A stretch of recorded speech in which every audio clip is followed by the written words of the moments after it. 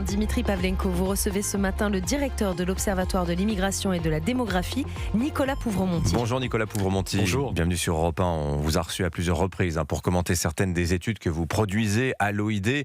J'ai d'ailleurs plusieurs fois salué à l'antenne la qualité de vos travaux. Il était temps d'en faire une synthèse accessible à tous. C'est donc ce livre qui paraît chez Fayard, Immigration, mythe et réalité. Alors le point de départ, Nicolas Pouvremonty, c'est le constat que vous faites, qu'il n'est pas évident de s'informer en France sur l'immigration. Les chiffres parfois sont difficiles d'accès, les phénomènes sociaux sont souvent minimisés, quand ce n'est pas déformé, enveloppés, écrivez-vous, dans un cocon de mythes rassurants. Alors ces mythes, justement, vous les prenez un par un dans votre livre pour les confronter à la réalité. On va en passer en quelques-uns en revue du style « Il n'y a pas plus d'immigration aujourd'hui qu'hier ». Avant cela, je voudrais quand même vous faire réagir à ce qui est l'actualité, ce dont on parle ce matin sur Europe 1, cette vague de régularisation. 1,5 million de clandestins vont pouvoir avoir des papiers en Espagne. Comment vous regardez le phénomène depuis la France? On voit que ça inquiète beaucoup de responsables des droites notamment. Ça m'évoque deux choses. D'abord, on a raison de se préoccuper de cette décision parce qu'elle va avoir des effets sur la France et sur l'ensemble de l'espace Schengen. L'état actuel du droit de Schengen est tel que les pays les plus ouverts migratoirement, en l'occurrence l'Espagne, qui est vraiment une exception dans un contexte européen de durcissement, imposent leurs décisions et leurs conséquences à l'ensemble de la zone. Parce qu'effectivement, avoir un titre de séjour valide en Espagne, c'est pouvoir circuler librement dans l'espace Schengen. Ça, c'est le premier point. Le deuxième point qu'on dit peut-être un peu moins, c'est que cette vague de régularisation de 500 000 personnes en Espagne, en vérité, on l'a fait en France, mais on l'a fait plus au long cours, je dirais. On ne fait pas de grandes vagues soudaines, mais on régularise 30 à 35 000 personnes par an. Donc au lieu de régulariser 500 000 personnes en une fois, on le fait en lissé sur une quinzaine d'années. Et ça pose aussi évidemment des questions importantes chez nous. Alors, ça pose plein de questions en fait, cette régularisation espagnole. Je prends un point par exemple que vous venez d'évoquer. Vous dites c'est une décision souveraine du gouvernement espagnol. Mais alors, si jamais les autres pays européens sont dans une tendance de durcissement, est-ce que vous pensez qu'il faudrait fédéraliser ce genre de décision à l'échelle communautaire? Je pense que le sujet est plutôt de ramener Schengen à son objectif d'origine. Schengen, quand ça a été créé, quand l'accord Schengen a été signé en 85, c'était le corollaire du marché intérieur européen. L'idée principale, c'était de permettre aux travailleurs européens de passer librement d'un pays à l'autre pour y exercer leur activité. Mais le problème fondamental, c'est qu'on a étendu le principe de la libre circulation aussi aux ressortissants extra-européens dans la zone. Et c'est ce qui fait qu'un titre de séjour Schengen donné en Espagne permet d'aller en Allemagne. C'est ce qui fait aussi que lorsqu'en 2021-2022, le gouvernement avait essayé de réduire les visas donnés à certains pays du Maghreb pour forcer les régimes de ces pays à mieux coopérer dans la réadmission des clandestins, qu'ont fait les demandeurs de visa. Ils sont allés dans les consulats espagnols ou italiens en Algérie ou au Maroc et ils ont obtenu des visas Schengen qui leur permettaient d'aller aussi légalement en France. Alors venons-en à votre livre, débunker les mythes entourant l'immigration, des mythes qui sont colportés par les gouvernements successifs. Vous le dites finalement de gauche ou de droite. Après tout, quand on est au pouvoir, on obéit toujours à cette même logique quand il s'agit de l'immigration.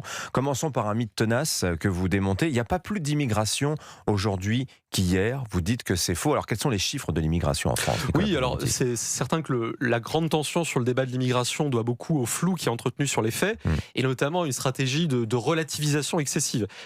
Or, il y a un constat qui s'impose de manière implacable, c'est qu'il n'y a jamais eu autant d'immigration en France qu'aujourd'hui. Quels que soient les indicateurs qu'on regarde, les flux, le nombre de nouveaux titres de séjour qu'on accorde chaque année a triplé en 25 ans, la population des clandestins telle que mesurée par le nombre de bénéficiaires de l'aide médicale d'État a triplé en 20 ans, le nombre de bénéficiaires du droit d'asile a triplé en 10 ans. Tous les indicateurs sont au vert. Tous les indicateurs sont à la hausse, et très fortement à la hausse, avec d'ailleurs une accélération qui est de plus en plus nette. Oui. Si on regarde les données du recensement, les dernières qu'on ait qui portent sur l'année 2024, en 2024, la population immigrée en France a augmenté de 434 000 personnes. C'est 3 fois la moyenne annuelle d'augmentation de la décennie 2000, c'est 25 fois la moyenne des années 90, et donc on est dans une dynamique qui est absolument inédite. Alors, il y a aussi un changement de composition de l'immigration en France par rapport à ce qu'elle était il y a, disons, un demi-siècle, Nicolas Pouvremonty. Oui, c'est certain. C'est-à-dire qu'à la fin des années 60, on avait encore les 2/3 des immigrés vivant en France qui venaient du continent européen. Aujourd'hui, la France a la particularité d'avoir de loin l'immigration la plus africaine d'Europe, 3 fois la moyenne de l'Union européenne pour ce qui est de la part des natifs d'Afrique dans le total de la population immigrée, avec aussi l'émergence récente d'immigration qu'on n'avait pas l'habitude de voir en France. Le cas typique de ça, ce sont les Afghans. Il y a maintenant 100 000 Afghans en France arrivés en l'espace de quelques années, essentiellement essentiellement du fait du droit d'asile. On pourrait évoquer d'autres immigrations. Le nombre d'immigrés venus du Moyen-Orient a doublé depuis le milieu des années 2000. Les Caucasiens aussi. Absolument. Même chose pour les immigrés venus d'Asie du Sud, donc de pays comme le Pakistan ou le Bangladesh. Et tout ça dessine, au-delà des records quantitatifs, un profil d'immigration qui est assez radicalement nouveau. Un flou persiste aussi sur l'immigration clandestine. Il y a eu ce passage un peu trouble de la prise de parole de Laurent Nunez, qui s'était pris les pieds dans le tapis en disant les chiffres de l'immigration clandestine, je ne peux pas vous les donner. Puis le lendemain, c'était 100 à 200 000. 3 jours plus tard, il en annonçait 700 000. C'est fréquent, les chiffres mis au secret sur la question de l'immigration, Nicolas Pouvremontier. Vous avez du mal à trouver des données ? Oui, bien sûr, et ça a beaucoup à voir avec les réserves souvent idéologiques qui existent, y compris dans les institutions publiques qui sont censées produire ces statistiques. L'exemple type, c'est l'INSEE. Vous voyez, la campagne du recensement s'est terminée il y a quelques semaines.